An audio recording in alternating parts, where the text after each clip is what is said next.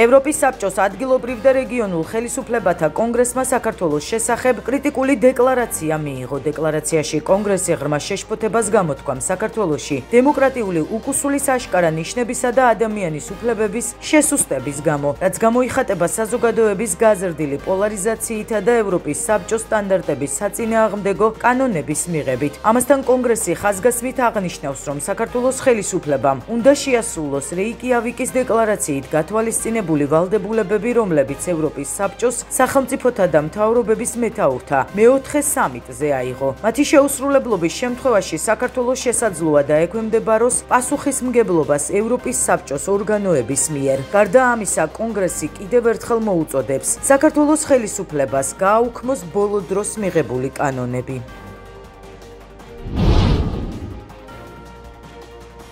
ქართველი ხალხი იმსახურებს მთავრობას, რომელიც პატივს სცემს მათ უფლებას აირჩიონ თავიანთი ლიდერები დემოკრატიულად. ამის შესახებ ნათქვამია ამერიკის შეერთებული შტატების ჰელსინკის კომისიის განცხადებაში, სადაც აღნიშნულია, რომ საქართველოს მთავრობამ უნდა შეასრულოს საკუთარი ვალდებულებები არჩევნებზე დამოუკიდებელი დამკვირვებლების მონიტორინგით და პოლიტიკური ოპოზიციის დაშვებით. როგორც ეს წლების განმავლობაში ხდებოდა, მთავრობის ავტორიტარული ტრაექტორია საფრთხეს უქმნის საქართველოს დემოკრატიულ მომავალს და მათი ხალხის ევროატლანტიკურ მისწრაფებებს. ნათქვამია განცხადებაში. ჰელსინკის კომისია სახელმწიფო დეპარტამენტის გადაწყვეტილებასაც იხსენებს, რომლის თანახმადაც სექტემბერში ამერიკის შეერთებული შტატების სახელმწიფო დეპარტამენტმა ზომების ფართო სპექტრი გამოაცხადა, რათა პასუხისმგებლობა დაეკისროს საქართველოს მთავრობის წევრებსა და სხვა პირებს, ვინც ძირი გამოუთხარა საქართველოს დემოკრატიასა და ადამიანის უფლებებს. კომისია ეხება მის მიერ მიღებულ მეგობარ აქტსაც, რომლის მიზანია საქართველოში დემოკრატიის ადამიანის უფლებებისა და კანონის უზენაესობის გაძლიერება, რომელიც კიდევ ერთხელ ადასტურებს ამერიკის შეერთებული შტატების ერთგულებას ხარი დაუჭიროს საქართველოს ევროატლანტიკურ ინტეგრაციას და წინააღმდეგობა გაუწიოს ავტორიტარული რეჟიმის გავლენას, განსაკუთრებით რუსეთის. კანონპროექტი ორპარტიულად დამტკიცდა ამერიკის შეერთებული შტატების წარმომადგენელთა პალატის საგარეო ურთიერთობების კომიტეტში და ახლა წარმომადგენელთა პალატაში ელის დამტკიცებას. აღნიშნულია ჰელსინკის კომისიის განცხადებაში.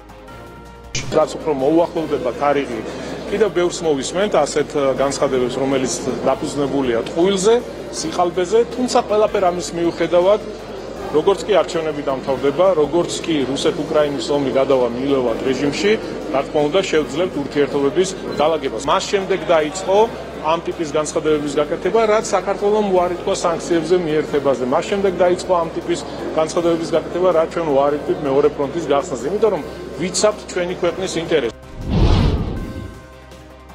საქართველოს დღეს კიდევ ერთხელ გააკრიტიკა საგარეო საქმეთა და უსაფრთხოების პოლიტიკის საკითხებში ევროკავშირის უმაღლესმა წარმოადგენელმა. ჯოზეფ ბორელმა განაცხადა, რომ ქვეყანაში დემოკრატიული უკუსულაა. საქართველოს არჩევნებზე ისაუბრა ლიეტუვის პრეზიდენტმაც, რომელიც ჯოზეფ ბორელის მსგავსად ქართულ ოცნებას გადადგმულ ნაბიჯებს უწუნებს.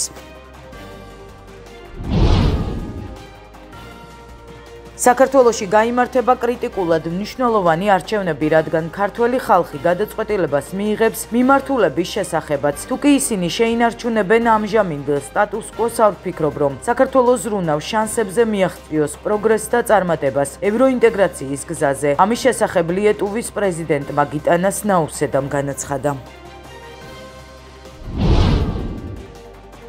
ბრიუსელში ევროპული საბჭოს სხდომა იმართება. შარლ მიშელის ინფორმაციით, ევროპელი ლიდერები ყურადღებას გაამახვილებენ უკრაინაში არსებულ ვითარებაზე, ახლო აღმოსავლეთში მიმდინარე მოვლენებზე, მიგრაციის საკითხსა და სხვა მნიშვნელოვან თემებზე. ევროპული საბჭო განიხილავს ჩვენ საერთაშორისო ურთიერთობასთან დაკავშირებულ რამდენიმე საკითხს, მათ შორის მოლდოვასა და საქართველოში არსებულ ვითარებას. ორივე ქვეყანა თავიანთი ევროპული გზისთვის გადამწყვეტი მომენტის წინაშე დგას. აღნიშნულია მოსაწვევ წერილში, რომელიც შარლ მიშელმა ევროპული საბჭოს წევრებს გაუგზავნა. გაფრთხილება და პრევენცია შესაძლო კანონდარღვევის წინააღმდეგ ასე აფასებს სახელმწიფო უსაფრთხოების სამსახურის ხელმძღვანელი. უწყების მიერ გუშინ გავრცელებულ განცხადებას ფალსიფიცირებული ჩანაწერების გავრცელებასთან დაკავშირებით. როგორც გრიგოლ ლილუაშვილი ამბობს, გაფრთხილება ეკუთვნის იმ ადამიანებს, ვინც შესაძლოა გეგმავს საარჩევნო პროცესში კანონსაწინააღმდეგო ქმედებებს. მე მგონია, რომ წინასაარჩევნო კამპანიის ნაწილია უკანონო მოსმენებს ახორციელებენ როგორც ფიზიკური პირები, ისე სხვა ქვეყნის შეძლებული სამსახურები. ამ პროცესს გეოგრაფია არ აქვს. არის აპლიკაციები, სადაც შეიძლება ათასობით კილომეტრის დაშორებით მოსვენ. ისიც არ ვიცით, რამდენად რეალურია ეს ჩანაწერი, ფაბრიკაცია არ არის, ამაზე ბევრ დროს დავხარჯავთ. ალბათ ამ სიუჟეტის ავტორებმა კარგად იციან, ვისგანაც იღებენ დაკეთას. და რა ნიჭიერებითაც ასრულებენ, იმ ნიჭიერებით გააგრძელონ ამ საქმის კეთება. და ორ კერძო პირს შორის საუბარი, რომელიც გაურკვეველ დროს ჩაიწერა და აიტვირთა გაურკვეველ საიტებზე, რა გამოძიება უნდა ჩავატაროთ და საერთოდ ღირს ამ თემაზე საუბარი. ეს ხო სასაცილო თემებია. ნაციონალური მოძრაობის მმართველობის დროს დაზარალებულებმა თორნიკე მოლაშვილმა, მანანა ვაზაგაშვილმა, ლია კრიალაშვილმა და ნანა ქადაგიშვილმა პრესკონფერენცია გამართეს. მათი განცხადებით, პარტია ნაციონალური მოძრაობა უნდა გასამართლდეს. გარდა ამისა, ადამიანები, რომლებიც კრიმინალს ახალისებენ და ხმას აძლევენ რადიკალურ ოპოზიციას, მათაც უნდა გაიაზრონ პასუხისმგებლობა. ისინი მოუწოდებენ თითოეულ მოქალაქეს დაფიქრდნენ სანამ არჩევნებზე ნაციონალურ მოძრაობასა და მის განაყოფებს აირჩევენ. უვიწყებს დანაშაულის ჩადენისკენ. თითოეულმა მათგანმა უნდა გაიზარდოს პასუხისმგებლობა. ეს ადმინისტრაციული სისხლის სამართლის საქმე იქნება თუ ადმინისტრაციული საქმე იქნება, სასამართლომ და იურისტებმა დააჯნიან და განეხილონ ყველაფერი. გასაგებია, რომ ხმის მიცემის გამო ვერ გაასამართლებ ადამიანს. გასაგებია, მაგრამ მიუხედავად ამისა, პასუხისმგებლობა ყველა თითოეულ ადამიანმა უნდა იქნას. მარტო გასამართლება პოლიტიკური პარტიის და მარტო პოლიტიკური პარტიის აკრძალვა არაფერს არ მიცემს. მე ვთხოვ მშობლებს, რომ აუხსნან თავიანთ შვილებს, რა ხდებოდა, როგორ სისხლის გუბეებს აყენებდნენ მაშინ ნაციონალები ქუჩებში, როგორ უმოწყალოდ ექცეოდნენ და არ შემოხაზონ არც ერთი პარტია, იმიტომ რომ ყველა არის ერთი. მე მინდა მოუწოდო იმ ახალგაზრდებს, რომ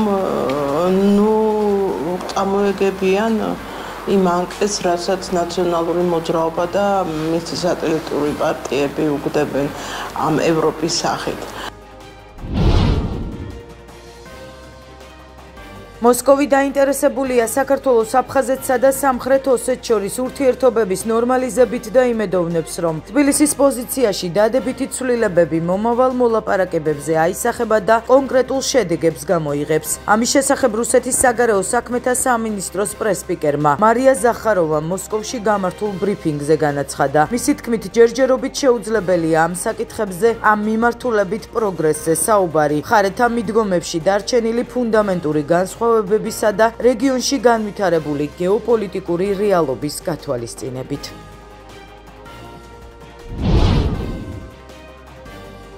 გაერთიანებულმა სამეფომ ვლადიმერ პუტინის ნავთობტანკერების ჩრდილოვანი ფლოტის წინააღმდეგ სანქციების ყველაზე დიდი პაკეტი დააწესა. ამის შესახებ ინფორმაციას გაერთიანებული სამეფოს მთავრობა ავრცელებს. ახალი სანქციები 18 ნავთობტანკერისა და 4 თხევადი ბუნებრივი აირის ტანკერის წინააღმდეგ დაწესდა.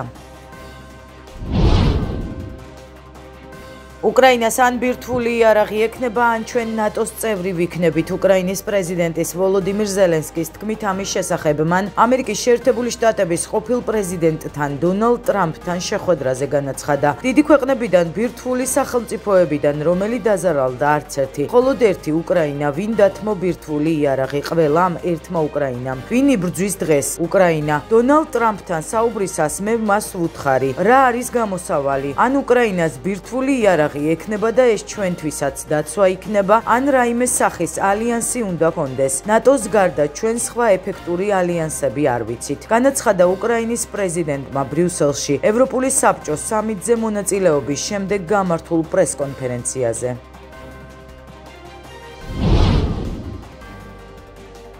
ნატოს გენერალური მდივანი არ გამორიცხავს, რომ ალიანსში უკრაინამდე სხვა ქვეყანა გაწევრიანდეს. მარკ რუტეს განცხადებით, უკრაინა მომავალში აუცილებლად გახდება ჩრდილოატლანტიკური ალიანსის წევრი, თუმცა ის რიგით 33 ქვეყანა იქნება თუ 34 ეს ჯერ უცნობია. ნატოს გენერალურმა მდივანმა ასევე აღნიშნა, რომ საჭიროების შემთხვევაში ალიანსი მზად არის უკრაინის ხანგრძლივი მხარდაჭერისთვის, თუმცა სურს, რომ კიევმა რუსეთთან მოლაპარაკებების დაწყება ძლიერი პოზიციიდან შეძლოს.